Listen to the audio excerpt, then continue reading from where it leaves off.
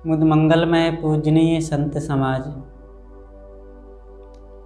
सम्माननीय सज्जनों, भक्तिमयी श्रद्धा मूर्ति माताओं, बहनों एवं प्यारे बच्चों, हर आदमी अपने जीवन को पूर्ण रूप से सुखपूर्वक जीना चाहता है। वो चाहता है कि मेरे पास किसी भी प्रकार का दुख आने न पावे।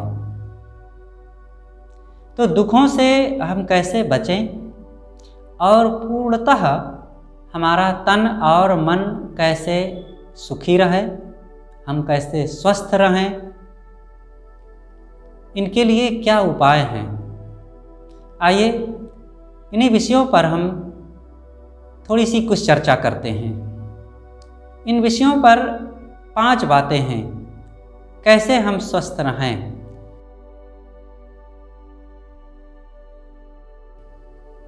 पहली चीज है स्वच्छता। स्वस्थ और सुखी रहने के लिए स्वच्छता की बड़ी आवश्यकता है। जहाँ भी हम रह रहे हैं, हमारे वस्त्र, हमारा हाथ पैर, हमारे घर, बर्तन, दरवाजे, बिस्तर, बाथरूम, बेडरूम, टॉयलेट रूम और आसपास की नाली, ये सारी चीज़ें स्वच्छ होना बहुत आवश्यक है। हम जिन वस्त्रों को पहने हैं, हमें यह तो ख्याल रहता है कि कितने कीमती कपड़े हैं और कितने सुंदर हैं, कितने महंगे हैं। इस बात की गर्मी मन में होती है।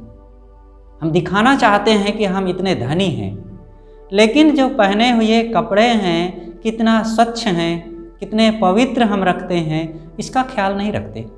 जहाँ कहीं भी धूल गर्दे में, गंदी जगहों में, ज़मीन पर, सड़क पर कहीं भी बैठ जाएंगे और फिर उन्हीं कपड़ों को पहने हुए बिस्तर पर चले जाएंगे और सब जगह अशुद्धि फैला देते हैं।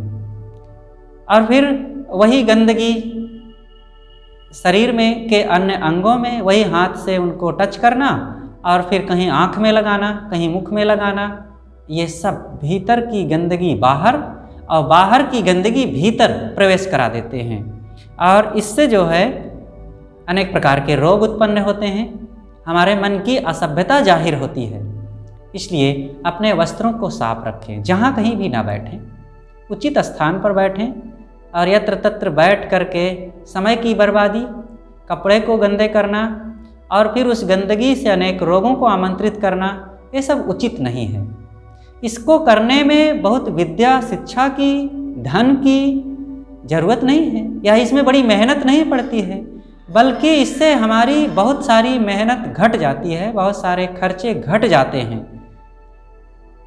और बहुत सारी परेशानियों से हम बच जाते हैं। इसलिए इन चीज़ों का ध्यान रखें।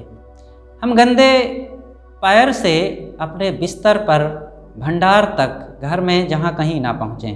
बाहर से आए हैं तो हाथ पैर धो करके ही घर में प्रवेश करें और खान पान हाथ धो करके ही करें। बिस्तर पर जाएं तो हमारे सारे अंग साफ होने चाहिए। इस प्रकार हर चीज़ सफाई, स्वच्छता पूर्वक। गंदे हाथ बनाए हुए हैं, मुख में डाल लिए और फिर मुख दांत साफ कर रहे हैं, दांतों को इधर उधर हाथ करके उंगली, और फिर उंगली में थूक लार लग गई और कपड़े में पोंछ लिए और अन्य काम करने लग गए। कपड़े को भी गंदा कर डाले और उंगली में जहाँ तहाँ हाथ से कुछ भी पकड़ करके जो कुछ गंदगी उंगली में लगी थी उसको मुख में डाल लिए और फिर ये चीज़ें हर जगह पकड़ करके, कहीं बस में चल रहे हैं, ट्रेन में चल रहे हैं, जूता पहने हैं और ज़मीन पकड़ करके उठे बैठे हैं। अब हाथ में गंदगी लगी, अब उसी गंदगी को आँख में लगा लिए, कान में लगा लिए, नाक में लगा लिए और फिर मुख में डाल लिए। सब कितना ये बिना सोचे ये सारी असभ्यता, सारी गंदगी भीतर बाहर, जमीन की, आसन की, शरीर की और घर की सब एक कर डालते हैं। ऐसा नहीं होना चाहिए। इससे हमारे शरीर में अनेक रोग लगते हैं और अनेक प्रकार के कुसंस्कार इसी में पलते रहते हैं, हमें पता नहीं चलता। इसलिए इन चीज़ों पर ध्यान दें। नाखून बड़े बड़े ना रखें। नाखून हर 8-10 दिन में, 12 दिन में अधिकतम काट लेना चाहिए। नाखूनों के माध्यम से अनेक गंदगी शरीर में जाती रहती है। जो लोग बड़े बड़े नाखून रखते हैं वे ठीक नहीं करते हैं। वे अपने शरीर के साथ भी कई बार खतरे कर बैठते हैं, खरोच लेते हैं और आँख नाक कान में भी चोट लग जाती है। और फिर एक असभ्यता, नाखून कोई श्रृंगार है, इसलिए बड़े नाखून रखना अच्छी बात नहीं। अंगूठियाँ हाथों में ना पहने। ये रोगाणु, जीवाणु, विषाणु जो होते हैं दिखते नहीं हैं। और हाथों से काम करना, हाथों से साफ सफाई करना, हाथों से स्नान करना, मंजन करना, चीज़ों को उठाना धरना, और फिर हाथों में उन सारी गंदगियां आकर के अंगूठियों में भी जमती हैं। धुलते हैं तो भीतर कोई रगड़ करके पाउडर साबुन ब्रश से मांजता है क्या? और गंदगी उसमें रहती है। उसी हाथ से फिर पानी पीना, भोजन करना, और गंदगी फिर पेट में गई। जो माताएं अंगूठियां पहन करके अपने नन्हे बच्चों को भोजन कराती रहती हैं, उनके बच्चे ज़्यादातर बीमार ही बने रहते हैं। एक बार एक डॉक्टर मिले, उन्होंने कहा, साहब इन अंगूठियों के माध्यम से 50 रोग होते हैं। दांत का रोग, पेट का रोग, सिर का रोग, आंतों का रोग, गले का रोग, नाक का, आँख का रोग और अनेक, उन्होंने कहा कैंसर जैसे रोग इन अंगूठियों के माध्यम से पनपते हैं हमारे शरीर में और हम पता नहीं पाते। और इस भूलवश अनेक प्रकार के रोगों को हम आमंत्रित करते जाते हैं। तो इस प्रकार से हमारे वस्त्र, हाथ, पैर आदि साफ हों। हमारे घर का दरवाज़ा भीतर बाहर तक सब कुछ साफ होना चाहिए। दीवारें साफ हों। कितने लोग घरों में सुबह जल्दी नींद खुल जाएगी और बिस्तर पर पड़े रहेंगे और मुख में लार आती रहेगी और फचर फचर थूकते रहेंगे। कितने असभ्य हैं, उनको अपने घर और गंदगी और अपनी सभ्यता का भी थोड़ा ख्याल नहीं रहता है। ऐसा नहीं होना चाहिए। दीवारें साफ हो, यहाँ कहीं जूठा ना पड़ा हो। भोजन करने के बाद बर्तन मांजने की जगह में तुरंत पहुँचा दें और तत्काल धो लें, स्वयं धो लें। कोई धोने वाला अलग आवे या देवियाँ ही धोवें, कोई ज़रूरी है? कोई भी हो, जो खाए स्वयं धो ले, अच्छी बात है। इसमें हमारी सभ्यता घट नहीं जाएगी। इस प्रकार से बर्तन साफ होने चाहिए। साफ पहले धुल करके जूठा, फिर पाउडर साबुन से मांजें और फिर अच्छी तरह से धुलाई हो। तो इस प्रकार से साफ सफाई का ध्यान, हमारे बिस्तर साफ हों। बिस्तर से उठें, चद्दर, मच्छरदानी आदि को यथाउचित साफ स्वच्छ करके इस सिकन मिटा करके ठीक कर देना चाहिए। बिखरे पड़े ना रहें यत्र तत्र। बाथरूम साफ हो। कितने लोग एक के बाद दूसरा, तीसरा, चौथा स्नान करके निकलते जाएंगे और वैसे ही बल्टी, यहाँ तक कि कई बाथरूमों में उसके मग और बाल्टी तथा दीवारों पर गंदगी की परत जम जाती है और कभी लोग रगड़ कर मांजते नहीं। बाल्टी को मांज डालें पाउडर से, मग को भी मांज डालें, एक नहाए और दूसरा नहाने के पहले उसको धो लें, अथवा जो नहा करके निकल रहा है वो मांज करके यथाउचित रख करके तब बाथरूम से बाहर निकले। इतना ध्यान होना चाहिए।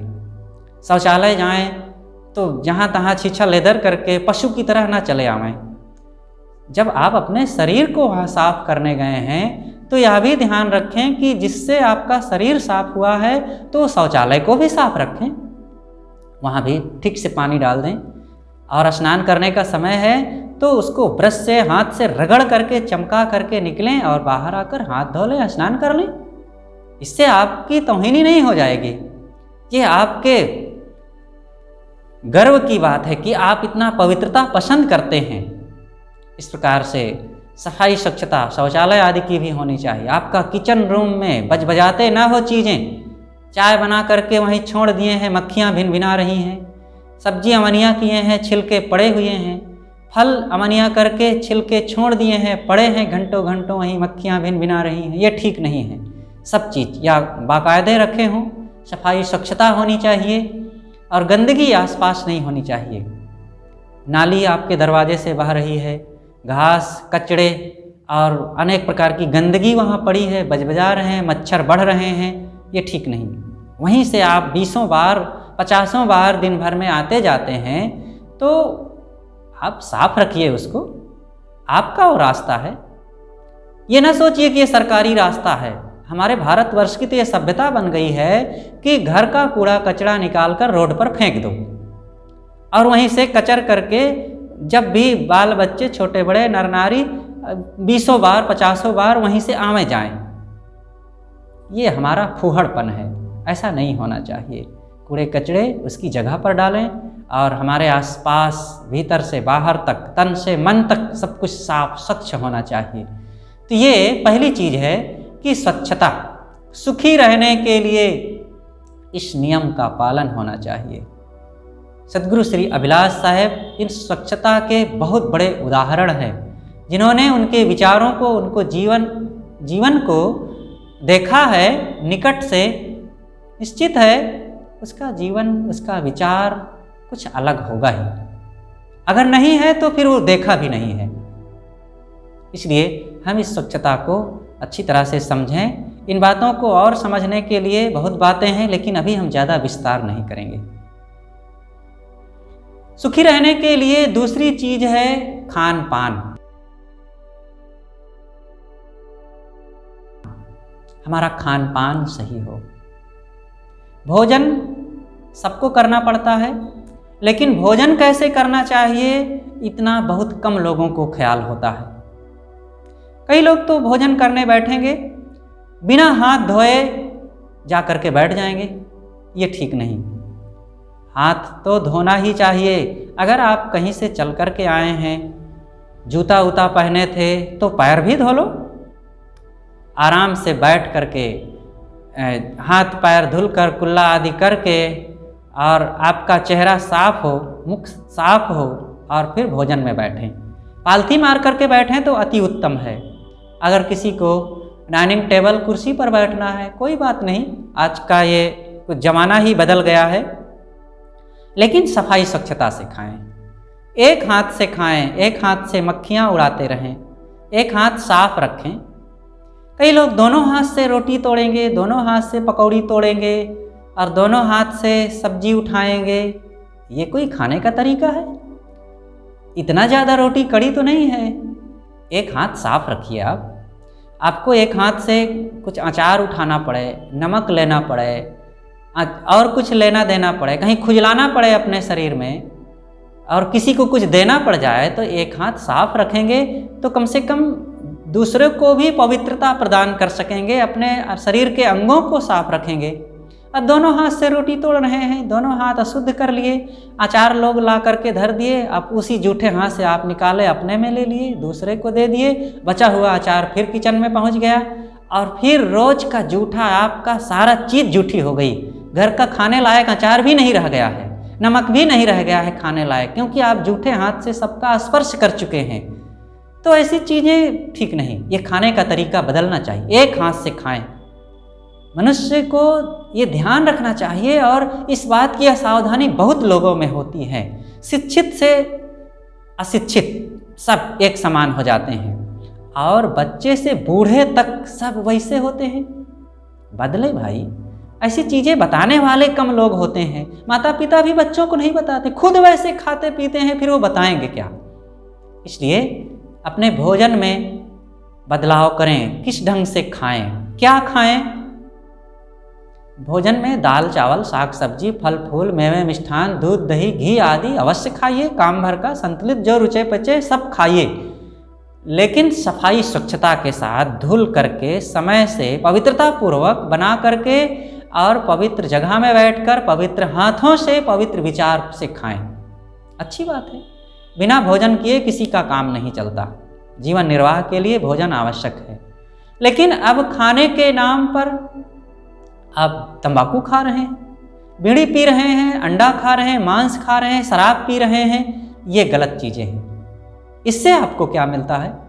रोग के अलावा, तकलीफ के अलावा, असभ्यता के अलावा, खर्च पैसे की बर्बादी के अलावा और शरीर को बर्बाद करने के अलावा, कुसंस्कार और असभ्यता फूहड़पन के अलावा आपको क्या मिलेगा इससे?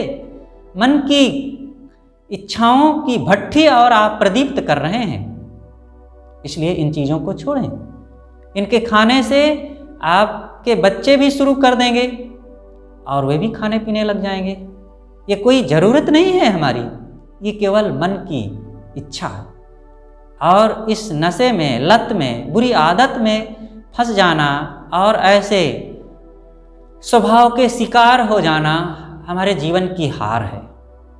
ऐसा व्यक्ति कभी सुखी नहीं हो सकता। और फिर जब अपने वो इन आदतों को, बीड़ी, तंबाकू, पान, सुपारी, शराब आदि को नहीं छोड़ सकता है, जब इन आदतों को नहीं छोड़ सकता, इतना कमज़ोर मन है, फिर वो और कौन से बुरे कर्म नहीं कर सकता? क्योंकि कमज़ोर ही मन है। जब कमज़ोर मन से ही जब ये आदतों को नहीं छोड़ पाता, गलत जान करके भी, तो अन्य कुकर्मों को भी वो गलत जान करके भी नहीं त्याग पाएगा, क्योंकि वो कमज़ोरी अंदर आपके घर कर गई है। तो अंदर से आप स्ट्रांग बने, इसके लिए इन छोटी चीज़ों से शुरू कीजिए।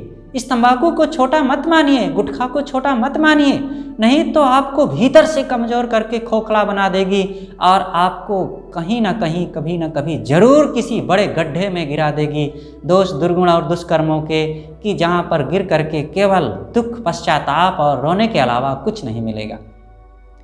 और फिर हम अपने कर्म, संस्कार, स्वभाव, आचरण को तो खराब कर ही रहे हैं, मनुष्यता को, इस सभ्यता को तो खराब कर ही रहे हैं। ये मांस आदि खा करके दया, धर्म, करुणा, शील को तो मिटा ही रहे हैं। इसलिए हम स्वस्थ और सुखी रहने के लिए अपने खान पान पर भी ध्यान दें। तीसरी चीज है परिश्रम।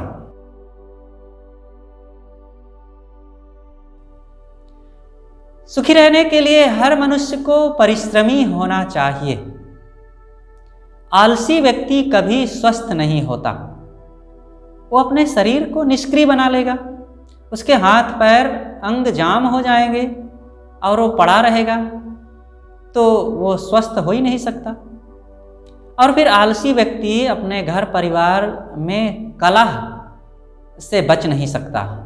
उसके पत्नी, माता, पिता, बच्चे सब उसको कोसते रहेंगे और उससे कभी भी प्रेम नहीं कर सकते हैं, और उस व्यक्ति का कभी व्यवहार उज्जवल हो ही नहीं सकता है। हर जगह वो विवाद ठाने रहेगा और ऐसे व्यक्ति को कोई पसंद नहीं करता। कोई नहीं चाहता है कि ऐसा मेहमान हमारे घर पर आवे। इसलिए आलसी ना बने, परिश्रमी बने। परिश्रम करने से बड़े फायदे हैं।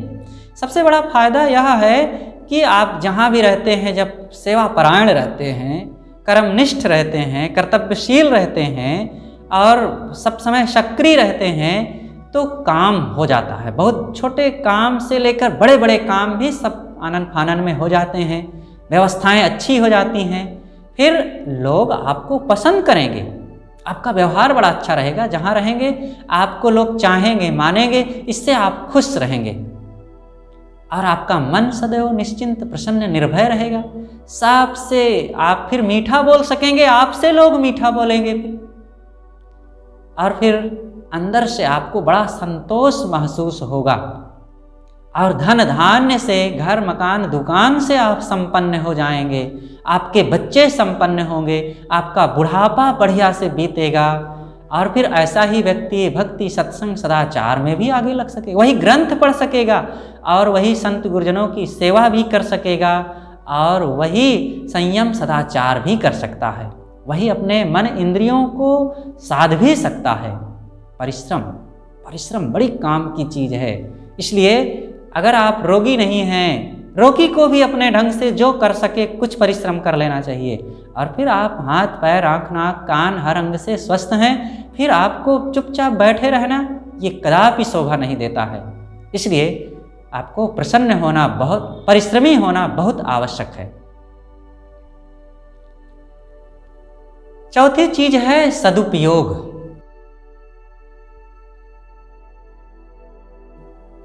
किसी भी चीज का सदुपयोग करना सीखें। सुखी रहने के लिए, प्रसन्न रहने के लिए, स्वस्थ रहने के लिए सदुपयोग होना आवश्यक है। आपके पास चीज़ें हैं, आपके पास शक्ति है, आपके पास समय है, तो इनका सदुपयोग कीजिए। चीज़ें हैं आपके पास, कोई भी चीज़, बर्तन है, कपड़े हैं, गाड़ी है, घर है और नाना प्रकार की छोटी बड़ी चीज़ें हैं। चीज़ें हैं तो इनका सदुपयोग करें, बिना इनके नष्ट हुए पहले से ही इनको फेंक ना दें। और यत्र तत्र जहाँ कहीं भी पड़े रहना, सड़ जाना, टूट जाना, नष्ट हो जाना और उसका दुरुपयोग हो जाना, ये उचित नहीं है। सदुपयोग करें, अच्छे ढंग से उनका उपयोग हो, उनका रख रखाव सही ढंग से होना चाहिए। तो ये सुखी रहने के तरीके हैं। आपके पास शक्ति है, विद्या की शक्ति है, बुद्धि की शक्ति है और अनेक प्रकार की शक्ति है, तो उन शक्तियों का हम सदुपयोग करें, जहाँ कहीं हम इसका दुरुपयोग ना करें। कहीं भटके ना, देवी देवता के चक्कर में, भूत प्रेत, ओझा सोखा, बैगा और जादू टोना आदि में कहीं भटके ना। इसलिए हम कहीं इधर उधर समय को बर्बाद ना करें, अपनी शक्तियों का दुरुपयोग ना करें। तीसरी चीज़ समय का दुरुपयोग ना करें। हम अपने समय का सही ढंग से पालन करें। हम जहाँ कहीं बैठ करके गलत चीज़ें पढ़ करके, गलत बोल करके, गलत लोगों की संगत करके अपने समय का दुरुपयोग ना करें, प्रपंच ना करें। जहाँ कहीं बैठ करके बकवास करके, निरर्थक बातें करके हम नाहक प्रपंच कर करके अपने समय को बर्बाद करते हैं, मन को खराब करते हैं, अंदर में कूड़ा कचरा डालते हैं। इसलिए हम सदुपयोग करना सीखें, समय का सदुपयोग, शक्ति का सदुपयोग। और तीसरी चीज़ है कि चीज़ों का सदुपयोग हो, कहीं को खराब ना करें, इधर उधर हम उसका दुरुपयोग ना हो, बिगड़ने ना पाए, चीज़ें नष्ट होने ना पावे, तो इन चीज़ों से हम लापरवाह ना होएं। पांचवी चीज़ है निर्भ्रांत ज्ञान रखें। भ्रमित होकर के, असावधानीवश, अंधविश्वास में से ग्रसित होकर के अपने समय शक्ति को बर्बाद नहीं करना चाहिए। निर्भ्रांत बने। ये तब नाना देवी देवता, जड़ देवी देवताओं में कहीं पेड़, पहाड़, पत्थर और गंगा, यमुना, नदी, पर्वत आदि को पूजते रहना, भूत प्रेत आदि झाड़ फूंक करवाते रहना और जादू टोना मानना, दिशाशूल, शकुन अपशकुन आदि मानना, ये नदियों में स्नान करके पाप काटने के लिए प्रयास करना, ये सब अपने समय को बर्बाद करना है। इन चीज़ों में, जड़ उपासनाओं में हम कहीं भी कमज़ोर ना बने, पूछ पाछ करके हम सदुपयोग करें चीज़ों का, समय का, और भटके ना। अपने अंदर निर्भ्रांत ज्ञान रखें और सब प्रकार से संयमी सदाचारी बने, मन को निर्भय रखें और अज्ञान, आसक्ति, अहंकार तथा अभिमान में अपने समय शक्ति को नष्ट ना करें। इस प्रकार से ये स्वस्थ रहने के लिए, सुखी रहने के ये तरीके हैं। तो ये 5 बातें हमारी हैं। स्वच्छता, हमारे पहना ओढ़ाव, रहन सहन, हाथ पैर, बर्तन आदि में स्वच्छता होनी चाहिए। खान पान पर ध्यान रखें कि हमारा भोजन, वस्त्र, आवास ये सब स्वच्छ हो और गलत चीज़ें न खाएं, दुर्व्यसन न ग्रहण करें। परिश्रमी बने, आलसी बनकर, निकम्मे होकर के घर में बैठे ना रहें। जब हम बहुतों की सेवा का लाभ लेते हैं तो हम भी सेवा करें, परिश्रम करें, धन कमाएं और सुविधाओं को भी अर्जित करें। बच्चों के लिए भी कुछ काम करें और बच्चों को भी परिश्रमी बनावें। सदुपयोग करना सीखें, चीज़ों का दुरुपयोग ना करें। अपने कपड़े, चप्पल, बर्तन, गाड़ी और घर, चीज़ें आदि का दुरुपयोग ना हो। हर चीज़ को यथा उचित रखें। शक्ति, हमारे पास विद्या की शक्ति, बुद्धि की शक्ति, धन की शक्ति है तो उसको हम सेवा में लगावें, परमार्थ में लगावें, परिवार में लगावें, दुरुपयोग ना करें, विलासिता में ना नष्ट करें, दिखावाबाजी में ना बर्बाद करें। और तीसरी चीज़ है सदुपयोग में समय का सदुपयोग। हमारे पास समय है तो अध्ययन करें, साधना भजन करें, ध्यान करें, सेवा करें, प्रपंच में ना लगावें, लड़ाई झगड़े में ना फंसें, ताश ना खेलते रहें, मनोरंजन में अनेक ऐसी क्रियाएं करके अपने को और तन मन से सड़ावें ना, बर्बाद ना करें। इस प्रकार से सदुपयोग करना सीखें। और पांचवी चीज, अपने जीवन के इन सुखमय बनाने के लिए जो पांच मुद्दों में से अंतिम चीज है निर्भ्रांत ज्ञान। हमारा ज्ञान निर्भ्रांत हो। ज्ञान की कमी नहीं है लोगों के पास, बुद्धि बहुत है, लेकिन अगर बुद्धि भ्रमित है, विपरीत है, अंधविश्वासी है, मूढ़तापूर्ण है और उल्टा हम सोच रहे हैं, कर रहे हैं, तो सब बेकार है। हमको जाना है दिल्ली और उल्टी दिशा में चलें और जोरों से चलें तो क्या पहुंच जाएंगे दिल्ली? नहीं पहुंच सकते। भले धीरे धीरे चलें, लेकिन दिशा सही होनी चाहिए। इसी प्रकार हमारे जीवन में शांति और सुखी होने के लिए, आत्मकल्याण की दिशा में चलने के लिए सही पथ का चुनाव होना चाहिए, निर्भ्रांत ज्ञान हो। ये जड़ उपासनाओं से, भूत प्रेत पूजने से, जादू टोना, ये बिल्कुल निरर्थक चीज़ें हैं, भ्रमपूर्ण हैं।